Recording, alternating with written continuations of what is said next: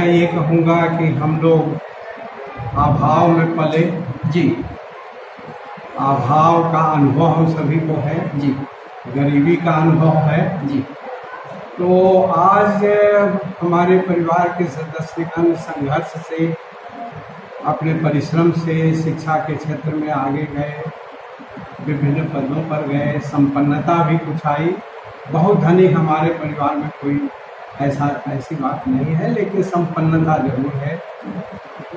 तो हमें जिस अनुभव से हम गुजरे हैं, अब उसी अनुभव से समाज में आज जो परिवार गुजर रहे हैं वहाँ हम कुछ कर सकें जी तो इससे अच्छी बात कुछ नहीं। जी नमस्कार, आप देख रहे हैं वेंजा मीडिया और इस वक्त मैं उस जगह पे उपस्थित हूँ। मतलब इस जगह के बारे में मैं क्या बोलूँ, एक अपने आप में उदाहरण है और एक न्यास चलता है जहां बच्चों को शिक्षा दी जाती है और उस न्यास के सचिव महोदय श्री जनक पांडे जी हैं। मेरे से मैं इस न्यास के विषय में कुछ चर्चा करने का प्रयास करूंगा। सर, सबसे पहले आपका स्वागत है। धन्यवाद।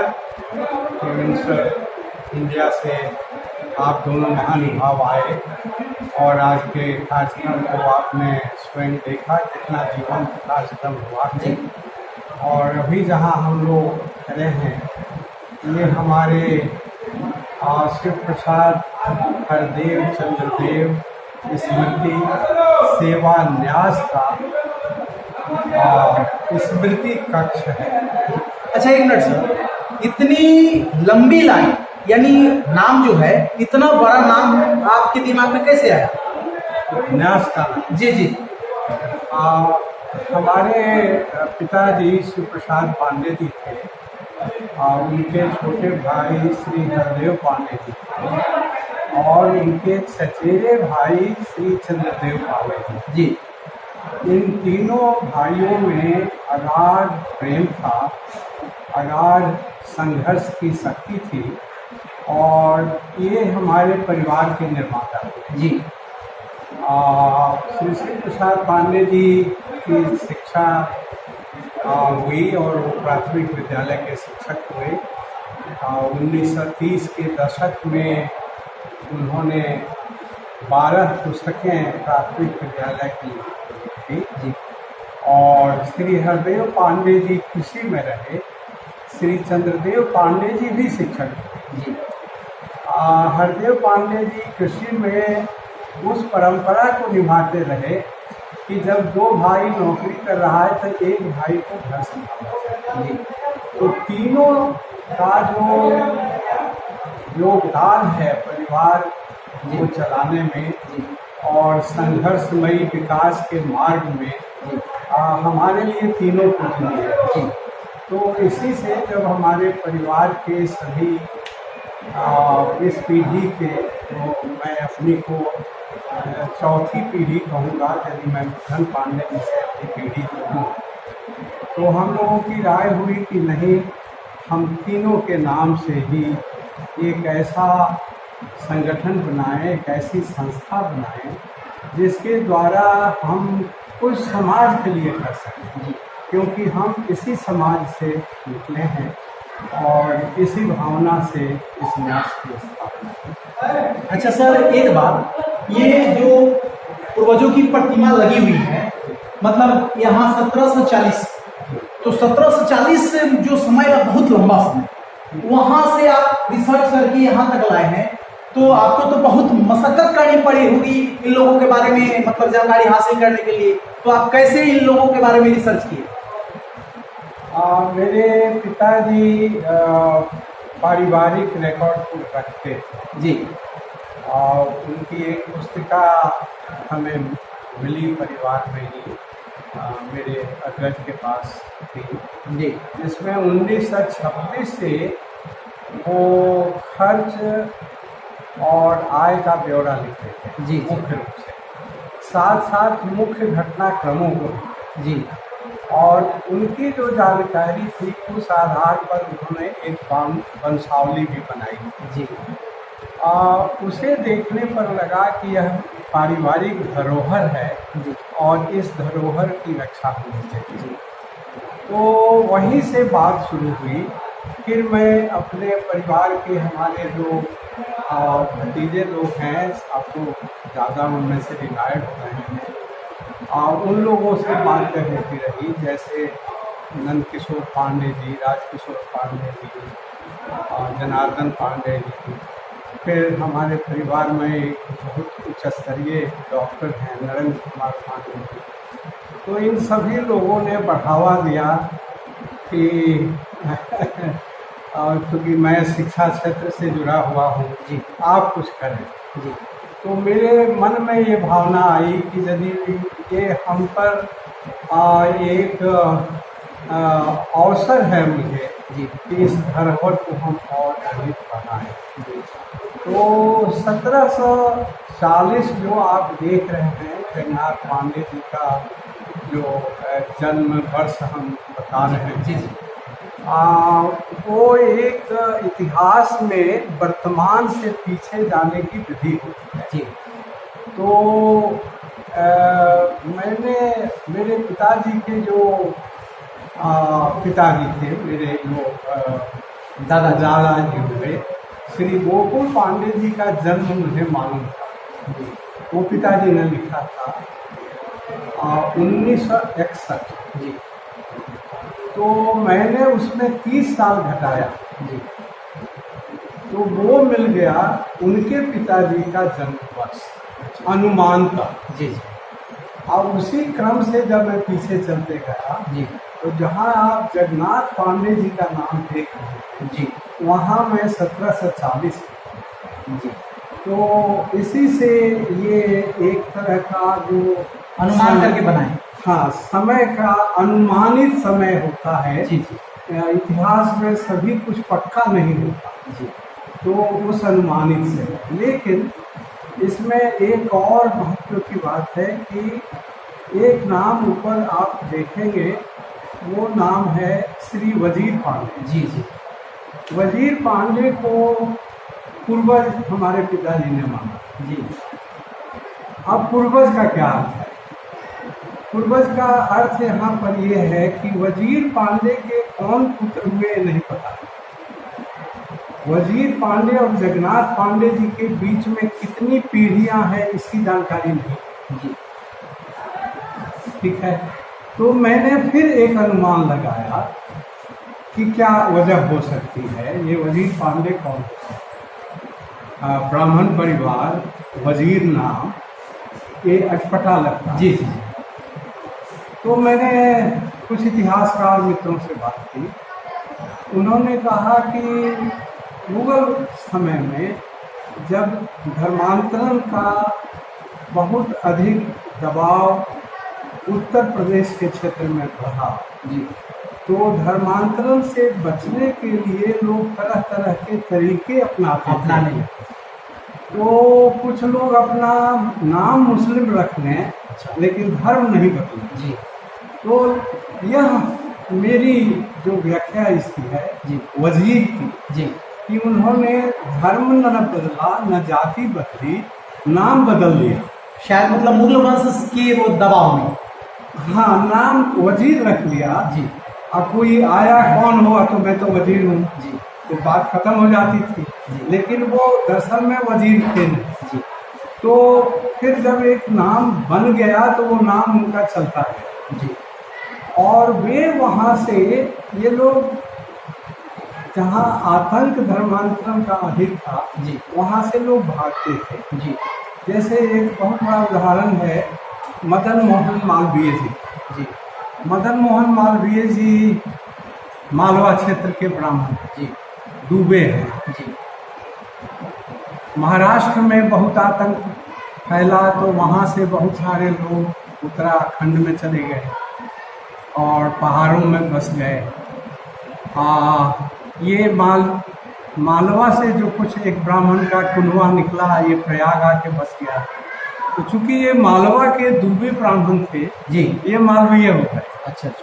तो पूरे देश में मालवीय 100 से अधिक परिवार नहीं है जी, वो एक खास कुनवा है जो कि मालवीय जी।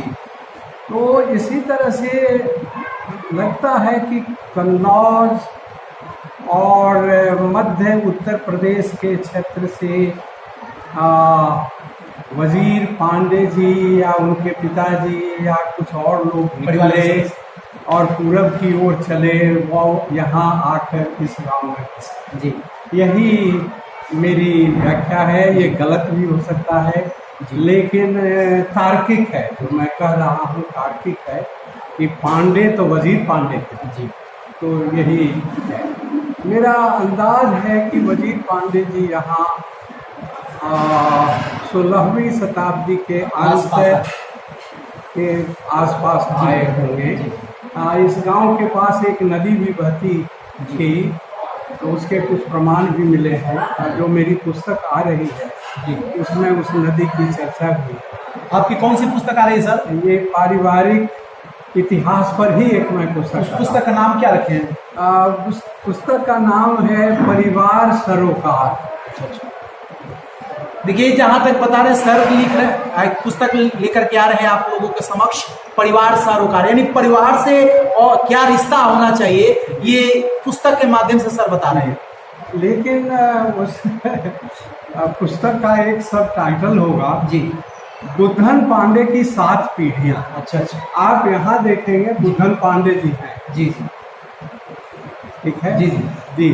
तो बुद्धन पांडे से मैं डिटेल में गया जी, ठीक मतलब है? वजीर पांडे से, वजीर पांडे के पुत्र दिखा रहे हैं आप? नहीं, वजीर पांडे के पुत्र जगन्नाथ पांडे हैं। अच्छा अच्छा, जगन्नाथ पांडे के पुत्र रामू पांडे जी, रामू पांडे के पुत्र हुए आप दिल्लू पांडे। दिल्लू पांडे, उनके पुत्र बुद्धन अच्छा पांडे। अच्छा, ये इस तरह से क्रम। बुद्धन पांडे जी। जी जी अब बुद्धन पांडे जी के ये 2 पुत्र, जी, गोकुल पांडे और भोलाल। जी ठीक है, यहाँ देखेंगे कि दोनों के पिता का नाम एक ही है। जी, ये दोनों सहोदर हैं। जो गोकुल पांडे हैं वे मेरे दादाजी हैं। इस तरह से मतलब पूरी वंश के जितने भी पूर्वज जी, हैं सबको आपने खोज करके और दिवंगतों का मतलब स्मृति पटल के रूप में स्थापित कर रहे हैं। देखें, होना ये चाहिए कि बच्चों के लिए जी जी, हम लोग बताते रहते हैं कौन दादाजी से क्या करते थे कैसे। उसकी जगह एक तरह से एक प्रेजेंटेशन है। जी जी, हमारे 2 भतीजे लोग बैठे हैं जी। नंदकिशोर पांडे जी, जनार्दन पांडे जी। जी, नंदकिशोर पांडे जी कोषाध्यक्ष हैं जी। तो ये उनकी सोच थी, ये भवन बन रहा था कि एक कक्ष ऐसा होगा जी, जो हमारा तीर्थ स्थली होगा जी, और जो बंद रहेगा। जी, किसी को जब इस मंदिर में आना होगा तो खोला जाएगा। जी, तो इसी भावना से इस कक्ष को हम लोगों ने सजाया है और आपके समक्ष है। एक नई सोच है। हम स्मृति पर्व मनाते हैं जी। स्मृति पर्व हम मनाते हैं आपको पितृपक्ष की अमावस्या जी। स्मृति पितृपक्ष में लोग पूर्वजों का श्राद्ध करते हैं जी। हम लोग श्राद्ध नहीं करते जी, हम लोग उत्सव मनाते हैं जी स्मृति पर, क्योंकि पूर्वजों को याद करें और खुशी का माहौल। कुछ बच्चों का गीत संगीत होता है। मेरी एक भतीजी जो स्वागत कर रही थी जी, श्रीमती कुसुमावती उपाध्याय, वो एक संगीत महाविद्यालय की प्राचार्य जी और वो उसके पिताजी श्री कमलेश्वर पांडे जी के नाम पर है। तो कुछ वो आयोजन करती है और बहुत अच्छा लगता है। तो ये एक तरह से परिवार को संयोजने की तरीका है जी। और उस तरीके से देखें जो वर्तमान है उस वर्तमान में हमारा भूत भी छिपा हुआ है। वर्तमान बिना भूत के नहीं हो सकता। गत और आज में ताल में आज जो हम आज कर रहे हैं वही भविष्य है। देखिए, जैसा कि सर बताए, सर के माध्यम से आपने सुना कि ये जितने लोग हैं सब इस पूर्वज हैं और दिवंगत पूर्वज हैं। और ये मतलब इस क्षेत्र के लिए नहीं, पूरे देश के लिए गौरव की बात है। और एक उदाहरण है जो इतनी बड़ी रिसर्च, इतनी बड़ी खोज करने के तत्पश्चात इतनी लंबी कतार में इतने पूर्वजों का नाम इकट्ठा किया गया और सबकी प्रतिमा लगी हुई है और सबको यादगार के रूप में स्थापित किया जा रहा है, क्योंकि आने वाली पीढ़ियां जो होगी उनको खोजने में, उनको जानकारी हासिल करने में सुविधा होगी। इस मानसिकता की वजह से इसको स्थापित किया गया। और मैं पुनः बता देना चाहता हूं, और सर भी बताए, कि अतीत के बिना वर्तमान अधूरा है। क्योंकि हम क्या हैं, अगर अतीत हम नहीं जानते हैं तो वर्तमान भी हमारा पंगु है। और अतीत से शिक्षा लेने के बाद ही हम वर्तमान में चले, और वर्तमान में जो करेंगे वही हमारा भविष्य बनेगा। अर्थात हम जैसा करेंगे वही आने वाली पीढ़ियां हमसे सीखेगी और उसको नसीहत के रूप में स्थापित करके फिर आगे चलाने का प्रयास करेगी। सर के माध्यम से यही बातें हमने प्रयास किया जानकारी हासिल करने का। अच्छा सर, आपका जो ट्रस्ट चलता है इसमें शिक्षा किस तरह की दी जाती है? देखें, ट्रस्ट सामाजिक कार्यों के लिए है जी। मैं ये कहूँगा कि हम लोग अभाव में पले, जी। अभाव का अनुभव हम सभी को है जी। गरीबी का अनुभव है जी। तो आज हमारे परिवार के सदस्यगण संघर्ष से, अपने परिश्रम से शिक्षा के क्षेत्र में आगे गए, विभिन्न पदों पर गए, संपन्नता भी कुछ आई। बहुत धनी हमारे परिवार में कोई ऐसी बात नहीं है, लेकिन संपन्नता जरूर है। तो हमें जिस अनुभव से हम गुजरे हैं, अब उसी अनुभव से समाज में आज जो परिवार गुजर रहे हैं वहाँ हम कुछ कर सकें जी, तो इससे अच्छी बात कुछ नहीं जी। तो चूँकि परिवार शिक्षा क्षेत्र से ज़्यादा जुड़ा रहा है और हम लोगों की जो भी आज उपलब्धि है शिक्षा के साथ, नंद किशोर जी इंजीनियर रहे जी, और आप प्रबंधन में भी रहे। तो जो बच्चे विद्यालय जाते हैं, लौट के आते हैं, घर में एक बैठने की जगह भी नहीं है, उन बच्चों को 2-2.5 घंटे बैठा करके शिक्षा, ठीक है, एक तरह का हम कोचिंग नहीं करते जी, लेकिन उनके अध्ययन में एक गति आए, एक गुणवत्ता आए, इसके लिए मार्गदर्शन करने का प्रयास करते हैं ताकि उनको आगे बढ़ने में सहूलियत हो। कोई चार्ज लगता है उन बच्चों से? नहीं, कुछ नहीं, निःशुल्क भाव से। हाँ, बिल्कुल बिल्कुल। और जाड़े में कभी स्वेटर दिया है, कभी कुछ किया है, ये सब। तो हाँ, दूसरा एक कार्यक्रम जो है वो है आपको स्वास्थ्य। जी। तो स्वास्थ्य के क्षेत्र में हमारे परिवार से अब कई लोग डॉक्टर हैं, बड़े डॉक्टर जी। उन लोगों की मदद से हम कैंप लगाते हैं और कैंप के माध्यम से जो लोग चिन्हित होते हैं उनको मार्गदर्शन करते हैं इलाज के लिए। और सबसे बड़ी सफलता तो हम लोगों को नेत्र के क्षेत्र में, चिकित्सा के क्षेत्र में मिली। मस्तिष्क में जो आपको अखंड ज्योति आई हॉस्पिटल है, उसके जो संस्थापक श्री मृत्युंजय तिवारी जी हैं, उससे मैं आज जब बिहार केंद्रीय विश्वविद्यालय का कुलपति था, उनसे जुड़े रहे। हमारे विद्यार्थी भी वहाँ जाकर उस समय काम करते थे। तो उनके माध्यम से हम लोग जो आँख के रोग के क्षेत्र में जो चिकित्सा का कार्य है वो लगातार चल रहा है। और इस सीज़न में काफ़ी लोगों की सर्जरी भी हुई है, पूरी तरह से फ्री हुई है। तो आइए तीसरा क्षेत्र जो है, जो अभी हम लोगों ने शुरू किया है, उसका ये संयोग था कि हमारी मुलाकात एक ऐसे व्यक्ति से हुई जो कि उषा इंटरनेशनल की इंचार्ज उस समय थी, प्रिया सोमैया। और उनसे पूरी बातों को समझा तो उस समय तो मुझे नहीं लगा कि हम क्या उनसे मदद लेंगे, लेकिन वो बातचीत का जो सिलसिला हुआ उसी के क्रम में आज आपने देखा कि एक सिलाई स्कूल यहाँ स्थापित हुआ है। अच्छा सर, सिलाई स्कूल जो खुला है उषा सिलाई स्कूल के नाम से चला है, यानी उषा कंपनी के माध्यम से खुल रहा है? नहीं, उसमें मतलब स्कूल का नाम ऐसा उषा सिलाई है, स्कूल। स्कूल उषा सिलाई स्कूल नामकरण है, स्थान और फैसिलिटेटर के रूप में ट्रस्ट है जी। ठीक है, हम इससे कोई मुनाफा नहीं कमाएंगे जी। लेकिन उषा इंटरनेशनल का जो तरीका है वो ये है कि वह स्वावलंबी हो। जी। तो हम जगह देंगे, फैसिलिटेट करेंगे, लेकिन जो ट्रेनर होंगी उनका भी तो जीवन यापन होना। जी जी बिल्कुल। तो उसके लिए कुछ फीस वगैरह का होगा।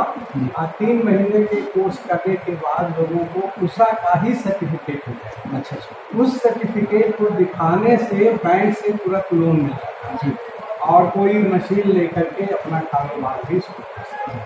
तो ये सुविधा होगी। और बंगाल, आसाम, उड़ीसा तरफ जाए तो उषा सिलाई स्कूल में तो वहाँ एक तरह से क्रांतिकारी परिवर्तन किया है महिलाओं को हुनर सिखाने। देखिए, जैसा कि आप सुन रहे थे सर के माध्यम से कि यहाँ उषा सिलाई स्कूल खुल गया, और यहाँ जो लोग सिलाई की तालीम लेना चाहते हैं, प्रशिक्षित होना चाहते हैं, उन लोगों का यहाँ स्वागत है। आप आए और उषा सिलाई स्कूल में इस न्यास के माध्यम से शिव प्रसाद हरदेव चंद्रदेव स्मृति सेवा न्यास के माध्यम से सबको सर्टिफिकेट प्रोवाइड किया जाएगा, परंतु सर्टिफिकेट जो होगा उषा कंपनी के माध्यम से होगा। जिस सर्टिफिकेट को ले जाकर के आप बैंक में दिखाइएगा, आपको लोन पास मिल जाएगा, आपको लोन मिल जाएगा, और आपको जो लोन मिल जाएगा आप मशीन खरीद करके आप अपने जीवन का एक रास्ता ढूंढ लीजिएगा और आसानी से काम कर सकते हैं। बस इस ट्रस्ट का की यही सोच है, और इन लोगों की जो सोच है काबिले तारीफ है।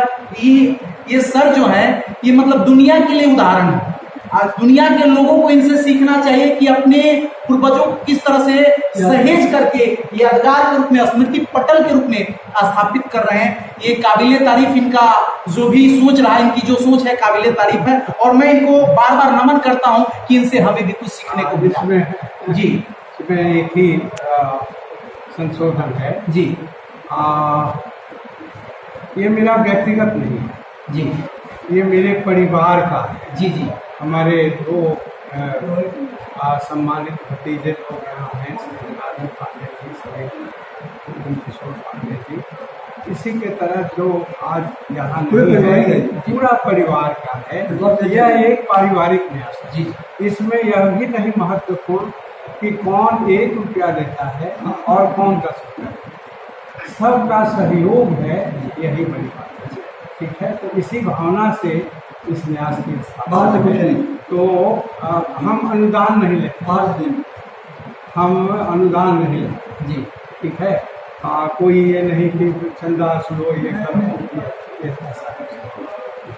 देखिए, सर के माध्यम से सुनने की मतलब पूरे परिवार का सहयोग रहा, और पूरे परिवार के लोग मिलकर के इस संस्था को सुचारू रूप से संचालित करने का प्रयास करते हैं। अभी ये सर हैं, इनसे भी मैं परिचय लेने का प्रयास करता हूँ। सर, सबसे पहले आपका स्वागत है। मैं नंद किशोर पांडे इस ट्रस्ट का कोषाध्यक्ष हूँ और सक्रिय सदस्य भी हूँ जी, और मैं इंडस्ट्रियल इंजीनियर हूँ, लेकिन मैनेजमेंट के पद से मैनेजर रिटायर्ड जी। घर पर आकर इसी सेवा में लगा हूँ। यह ट्रस्ट केवल सेवा की भावना हमारे परिवार में सभी चाहते हैं कि गरीब बच्चों, गरीबों का उत्थान हो, इसके लिए हम प्रयासरत करते हैं। शाम को बच्चों की स्कूल शिक्षा होती है, पढ़ाते हैं हम लोग। और चाचा ने बताया कि स्वास्थ्य के लिए भी हम लोग काम करते हैं, और सिलाई मशीन में हुआ, आगे भी ऐसे ही कार्य हम लोग करते रहेंगे। ये मन का उद्देश्य है, फ्री सेवा, कोई बाहर से लेना देने कुछ नहीं है।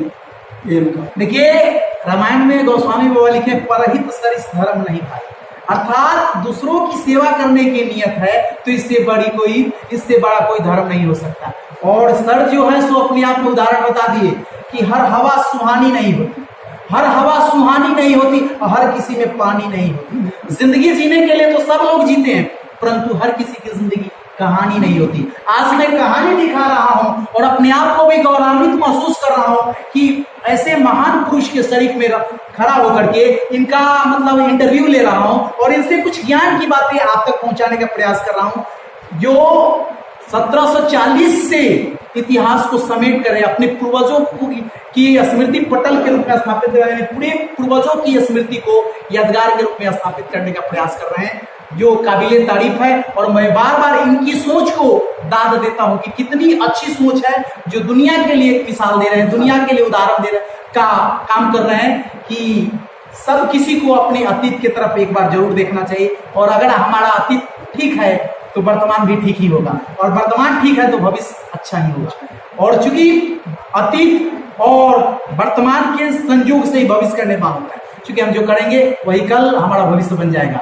इसलिए इन्हीं बातों के साथ संस्था जी दिखाई देती है, उसमें अध्यक्ष सचिव दिखाई देते हैं जी, प्रबंधन में बहुत लोग लगते हैं जी लेकिन एक पुरानी कहानी है रामवृक्ष की जी नींव के ईंट। जी जी तो नींव के ईंट यहाँ देखिए खड़े हैं, ये हमारे जनार्दन पांडे जी तो परिवार का हर सदस्य इस संस्था का नींव था जी। तो यही आपसे देखिए, कहीं मीनारों के चर्चे तो कहीं दीवारों के चर्चे, कहीं मीनारों के चर्चे तो कहीं दीवारों के चर्चे, कभी तारीफ के जुमले इधर नहीं आते।